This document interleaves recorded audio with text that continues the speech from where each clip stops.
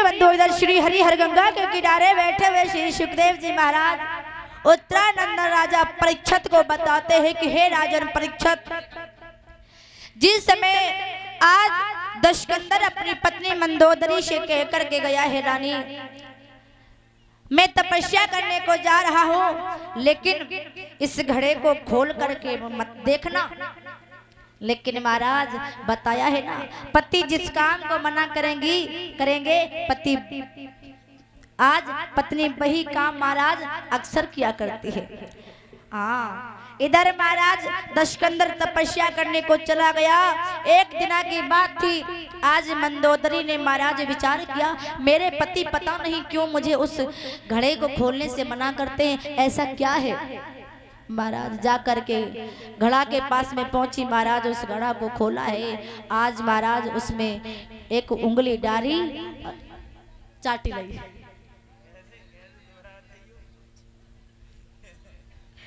महाराज जैसे ही चाटी है, 22 समय महाराज उस रक्त से मैया मंदोदरी गर्भवती हो जाती है। गर्भवती हो गई महाराज।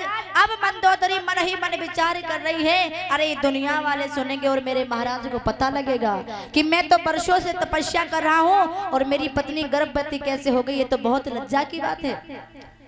जिसका महाराज पति बाहर हो और पत्नी गर्भवती हो जाए तो बात लज्जा की है ना। हाँ महाराज, तो मैया मंदोदरी ने क्या किया, अपना गर्भ महाराज गर्भपात करवाया और गर्भपात करवाने के बाद में उस कन्या को बाई गड़ा में बंद किया और महाराज मिथिला नरेश के सीमा पर जनक जी के राज के सीमा में गड़वा दिया। उधर महाराज जनक जी के यहाँ जनक जी के राज्य में सूखा पड़ चुका था। जब सूखा पड़ गया महाराज तो इधर आज जनकपुर की सारी जनता बड़ी ही परेशान है। महाराज 12 वर्षों से पानी नहीं बरसा, सूखा पड़ा है, बिल्कुल अनाज नहीं उग रहा है। महाराज इधर सारे जनकवासी बड़े ही दुखी हैं। जनकपुर की जनता सारी बड़ी परेशान है। महाराज इतने प्रिय बंधु याद रखना, आज वशिष्ठ जी के कहने पर,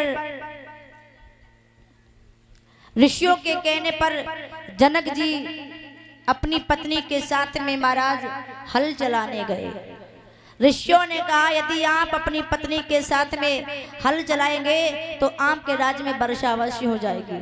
जनक जी अपनी पत्नी के साथ में हल चलाने गए। महाराज आज उस जो हल की महाराज खुरपी होती है ना, वो बाई गड़ा में जाएगी, अटक गई। जनक जी ने मंत्री को आदेश दिया, जवाब दिया, जाओ इस जगह को खुदवाओ। जगह को खुदवाया महाराज, तो आज बाई गड़ा में छोटी सी कन्या अपने हाथ के अंगूठा को अपने मुख में रखे हुए चूस रही थी। महाराज जनक जी ने उस कन्या को देखा, गोद में उठा लिया। इसके पश्चात महाराज जनक जी के यहाँ बहुत जोर से वर्षा हुई। उसी कन्या का नाम सीते रखा और धीरे धीरे समय बीत गया। आज जनक जी के राज्य में, जनक जी के महलों में वो कन्या धीरे धीरे बड़ी होने लगी।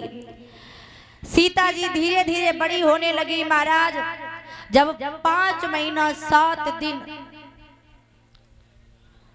5 साल 5 महीना 7 दिन की भई, तब एक दिन की बात थी। महाराज आपने देखा होगा, यदि घर में मैया कुछ काम करती है तो महाराज जो लली होती है ना, वो भी अपनी मैया को देख करके वही काम करती है। इधर सुनैना जी आंगन को लीप रही थी, इधर मैया सीते ने देखा कि मेरी मैया आंगन लीप रही है। महाराज हाँ, तो सीता जी भी आंगन लीपने लगी। आंगन जब लीपने लगी तो प्रिय बंधुओं, भूतनाथ भोले बाबा का धनुष जो परशुराम जी के पास में था, और परशुराम जी ने वो धनुष जनक जी को दे दिया, कहा इसकी देखभाल करना। और महाराज वो धनुष महात्मा दधीच की नाक की हड्डी का बना हुआ था, जिसका नाम पिनाक था। जिस धनुष को बड़े बड़े राजा महाराजा सूरवीर बड़े बलशाली योद्धा हिला नहीं पाए, सीता जी ने 5.5 साल की आयु में महाराज उसको उठा लिया। जनक जी ने ये देखा कि मेरी लाली ने इस धनुष को उठाया है तो मेरी बिटिया कोई साधारण नहीं है।